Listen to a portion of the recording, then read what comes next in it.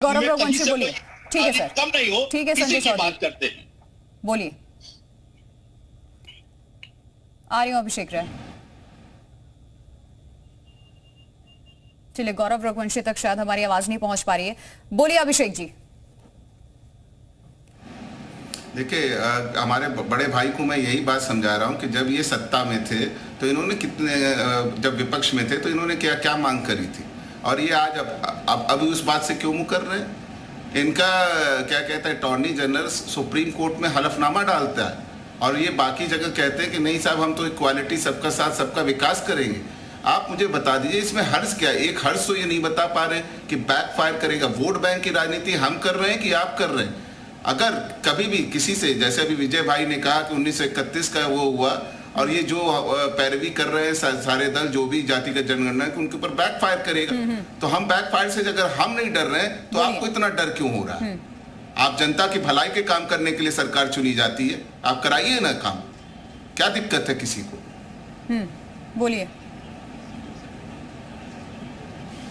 इस जो सेंसस है, जिस प्रकार की जो जनगणना की बात की, तो भारत के संविधान ने अगर उसे अस्वीकार कर दिया, अगर डॉक्टर अंबेडकर के नेतृत्व में बने हुए उस समय के सारे राजनेताओं ने उस प्रोसेस को अस्वीकार कर दिया, जो अंग्रेज जातिगत भेदभाव के आधार पर जातिगत वैमनस्यता फैलाते थे, तो मुझे लगता है कि कहीं ना कहीं डॉक्टर अंबेडकर की, उस समय के जवाहरलाल जी की, इन सभी की सोच ऐसी रही होगी कि देश को एक सूत्र में बांधने के लिए, एक तरह का न्याय करने के लिए, समानता बनाए रखने के लिए इस प्रकार का सर्वे कराना ठीक नहीं होगा। तभी संविधान ने इसे एक्सेप्ट नहीं किया है। मुझे लगता है कि यह भावना बहुत स्पष्ट है और इसी के आधार पर समाज में वैमनस्यता न फैले, हम सभी को हम अपनी योजनाओं की बात। गौरव रघुवंशी, ठीक है। प्रिया जी, देखिए, दो तीन चीजें हैं। भाजपा प्रवक्ता ने पहले जो कॉमन सिविल उसका प्रोग्राम की बात की, दूसरा ये इस पे इन्होंने स्पष्ट रूप से झूठ बोला कि पूरे देश में एक समय का एक तरह का कानून है। बीजेपी शासित राज्यों में एक तरह का कानून नहीं है। उत्तर प्रदेश में बीफ बैन है और गोवा में बीफ बैन नहीं है। ये एक एग्जाम्पल, एक छोटा सा एग्जाम्पल है। दूसरा, इन्होंने एक झूठ बोला कि केवल भाजपा शासित राज्यों पेट्रोल की कीमतें 100 के नीचे हैं, जबकि मध्य प्रदेश के अंदर अगर आप देखेंगे तो पेट्रोल की कीमतें आपको अंदाजा लग जाएगा। मुझे लगता है भाजपा प्रवक्ता उत्तर प्रदेश छोड़ के और कहीं जाते ही नहीं किसी भाजपा शासित राज्यों में। तीसरी बात जो इन्होंने कहा, सामाजिक व्यवस्था की बात कर रहे हैं। जब भी कोई चुनाव आता है, कुछ भी होता है, सारे आकलन टीवी के माध्यम से, टीवी आप पता करिए, मध्य प्रदेश में 106 रुपए लीटर है भाई साहब। ना 100 से नीचे है मध्य प्रदेश के अंदर। आपने देखिए हिमाचल को देखिए, आंकड़े देखिए भाई साहब। रुक तो जाइए। मध्य प्रदेश भी देखिए, मध्य प्रदेश भाजपा शासित ही है भाई साहब। दूसरा महंगाई तो हर सरकार में रही है सर, महंगाई तो हर सरकार में रही है। एक और बहुत बड़ा मुद्दा, प्रिया जी, मुख्य मुद्दा रह जाएगा। इन्होंने कहा जाति जनगणना से वैमनस्यता फैलेगी।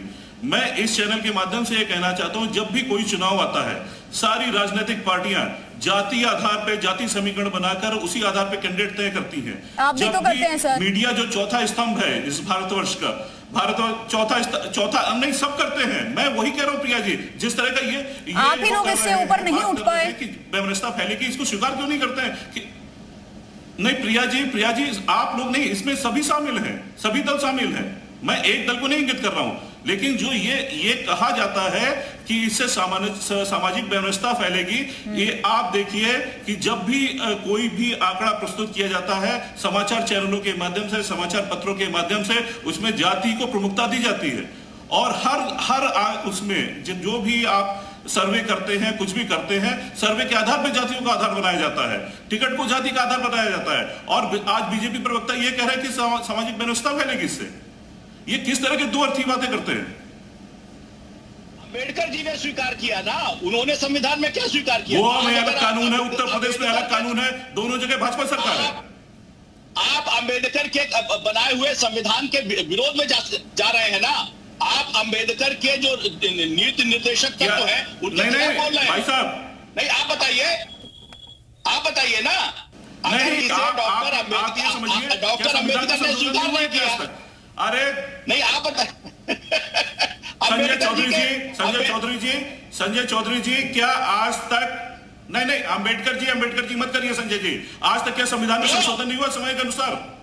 या जो संविधान एक समय आया हुआ था, अभी आपने जम्मू कश्मीर के मसले पे अम्बेडकर जी का अपमान किया है।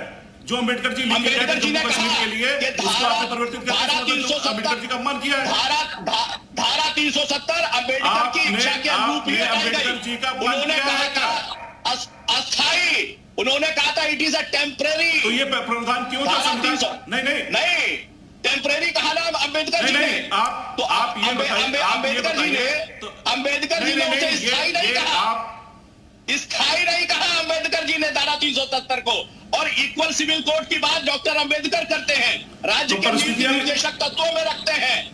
राज्य के नीति निर्देशक तत्वों में अगर वो समान नागरिक संहिता की बात करते हैं, मैं वही कह रहा हूं, अम्बेडकर जी का मंतव्य है। अंतर है, आपकी कथनी करने में अंतर है।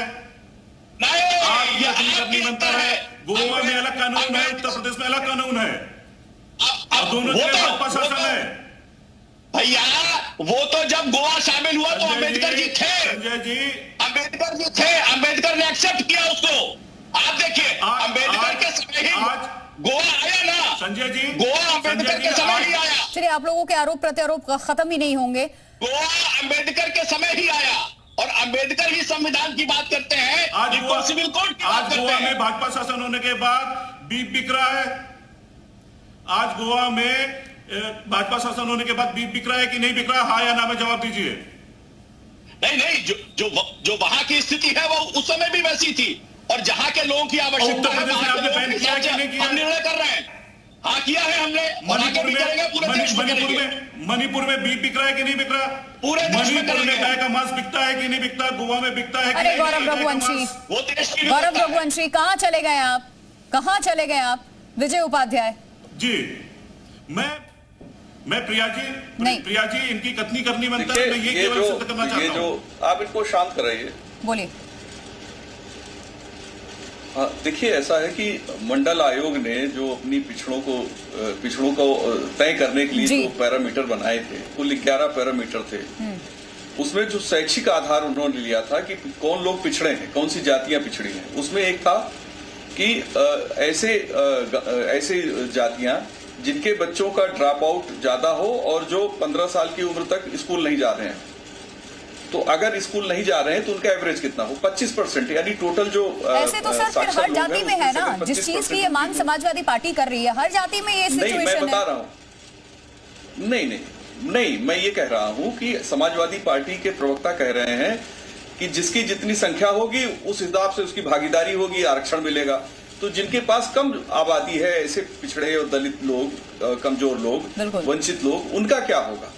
क्या वो कम संख्या में है, ये उनका गुनाह है? उन्होंने आबादी ज्यादा नहीं बढ़ाई इसलिए उनको आरक्षण कम मिलेगा?